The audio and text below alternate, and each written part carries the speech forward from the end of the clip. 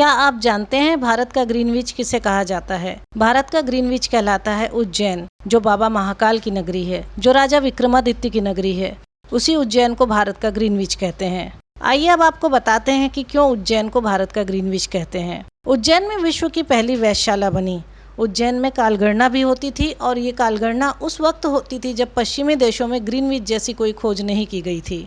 उज्जैन को हिंदुस्तान का ग्रीनविच कहते हैं क्योंकि यहाँ पर अक्षांश और देशांतर रेखाएं एक दूसरे को काटती हैं। कर्क और मकर रेखा आपस में एक दूसरे को काटती है और यही कारण है कि उज्जैन में राजा सवाई जयसिंह ने वेधशाला का निर्माण करवाया था। उज्जैन के कालगणना पंचांग आज भी देश में चलते हैं और उज्जैन में ज्योतिष की तीनों ही विधाओं गणित, फलित और होरा में ग्रंथ लिखे गए हैं। पश्चिमी देशों में 1884 में टाइम जोन बनकर तैयार हुआ और पूरे विश्व का समय ग्रीनविच से तय होने लगा, लेकिन इससे पहले उज्जैन से ही पूरे भारत की कालगणना होती थी।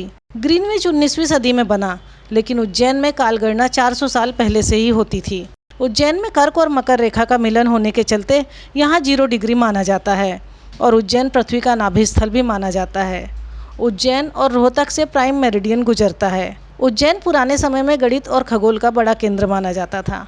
यह बात दुनिया भर के वैज्ञानिकों ने भी मानी है। बाबा महाकाल की नगरी में इस तरह से कालगणना का होना बताता है कि सनातनी विज्ञान शायद बहुत विकसित था।